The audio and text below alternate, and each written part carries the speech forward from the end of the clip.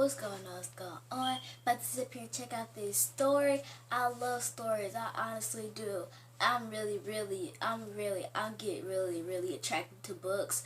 I love reading books. I really do. Honestly, if I read a book and it's really interesting, 9 times out of 10, I'm going to be reading it. I really will.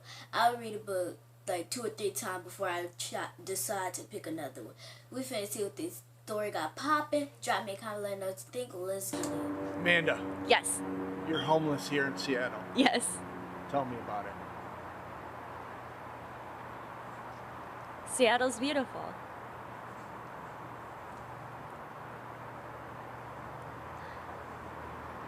What do you want to know? How do you survive out here? You're living under a bridge.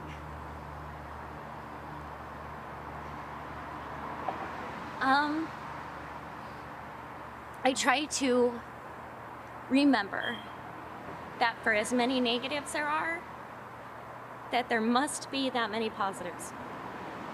And so I keep looking at the positives, and I keep trying to remember that there are beautiful colors, and that I'm saving my life, and that's what matters. And it doesn't matter where I live, and it doesn't matter any of it, just so long that I'm alive and that I'm making a difference in this world, because no one's gonna stop that. I'm gonna do the right thing, and I'm going to save my life and hopefully do good in the lives of others.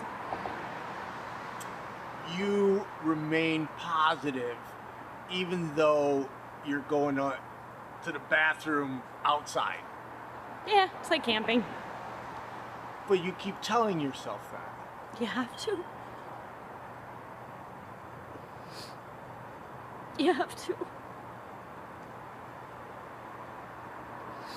Because you have to get through it. And you have to remind yourself that you are a person. You are not an object. You are not a thing.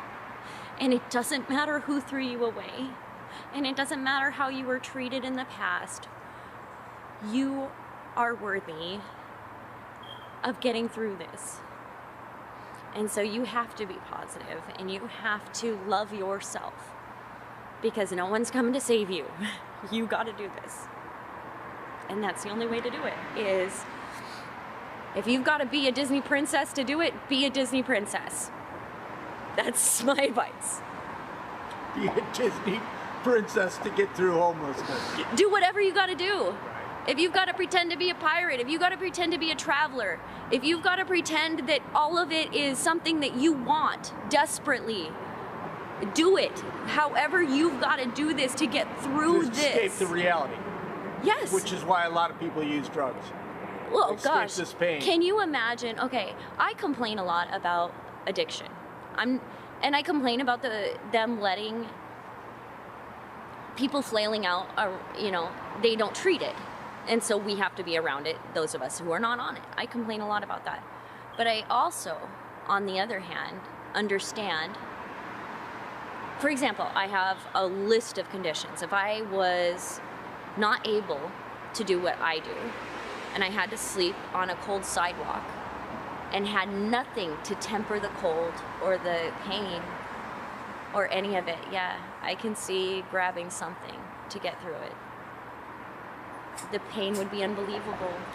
Sometimes nobody gets this. Well, I'm not gonna say nobody gets it. A lot of people get it. Actually, there's millions that get it in the United States, because there are millions that are just like me or worse off than me. And it's, like I said earlier, that I do look at the positive. I try to get through it by thinking whatever. It's a beautiful day, it's a wonderful life, there's gorgeousness, whatever, I'm camping. You were just telling me the birds. You like the birds in the morning? The birds singing, whatever, I've made friends with all the spiders. It's wonderful. But then you get companies coming, Mark's coming, Hanes is coming, and you want to clean, and you're like, okay, company's coming, I'm gonna clean. And then you realize that there's nothing gonna fix this. The reality hits, and there's nothing that makes it pretty. There's no roses to throw on it. There's no... You feel like the day you did when you lost it all. Because you realize that for all the work you put in, you still live under a bridge. And that's where you're at. And so you hurry up and you find the prettiest leaf and you're like, okay, there it is, beauty again. Where's my birds? Because you gotta get through it. So that's how you do. If you're not gonna turn to drugs.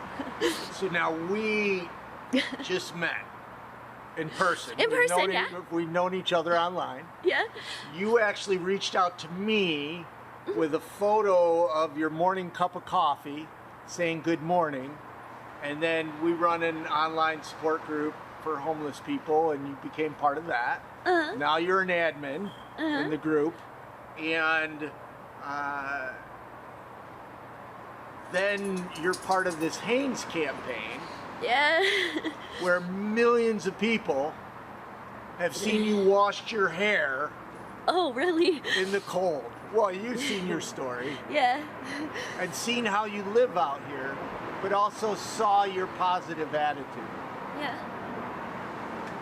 It has to be shown, though. I mean, the thing is it's embarrassing at first, you know, and then you realize that it is what it is. And if people don't see this and they can't get it, then we are doomed.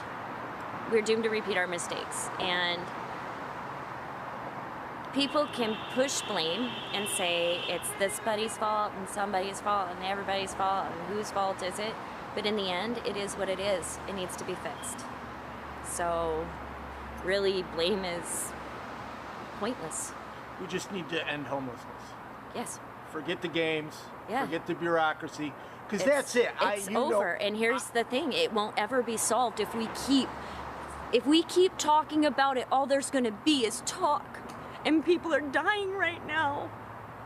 And right now I can't wash my hair because of the nerve damage, and it's too cold. And that seems like a really little thing. Okay, I get it. It's not that big. Not in the scope of everything.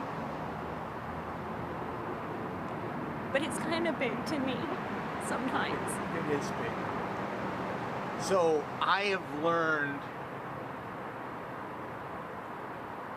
grown to respect you as a person because you help everybody that you can. You fight to be positive. You're not scared to be vulnerable. Many a times you will live broadcast crying like you are now. Yep.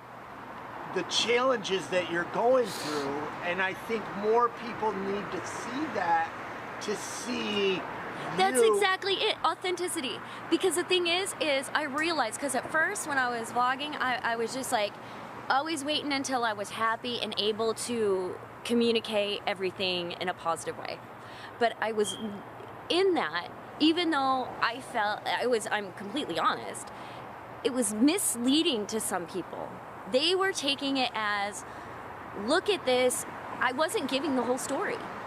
I wasn't showing that I'm brain injured and there are these things that pop up and are not cool and are not fun and are real challenges, and that people face these insurmountable odds sometimes.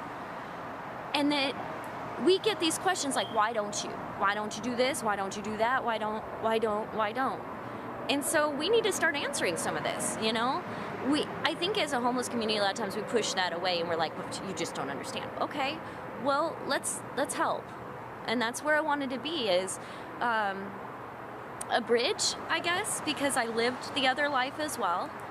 And unfortunately, I knew a lot of people that were very harsh towards the impoverished community and the poor in general. And so in one way, I'm blessed to know exactly what they think, and I'm able to combat it. And so I do that. And all I can say is I try. And that's all anyone can do is get up, show up, and try. Well, thank you for inviting me into your home. Yep. We're going to have a fun week. Yay. I'm committed to getting you out of this. And we're going to do that. Don't know how. Right? I mean, but we're going to do it. If you had 3 wishes, what would they be?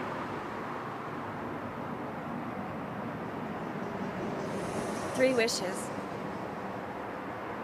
I would wish for the strength to continue fighting.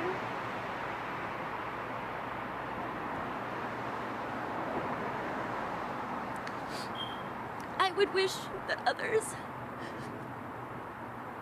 could get out of this too. And I'd wish for understanding and compassion for everybody, like just knowledge, I guess. 3 wishes are hard. Well, They're hard not to take for yourself. Well, thank you very much for talking to me.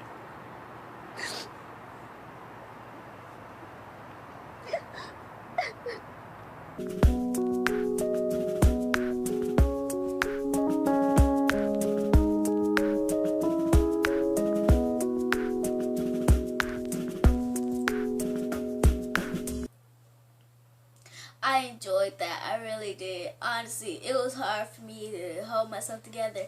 And you think about it, all these people out here on the street and they're struggling like this. I mean, honestly, it's really, really sad. But I really enjoyed that. She really going through a lot. I feel bad for her, you know. But you really got to go through it. Drop me a comment, let me know what you think. Stay tuned.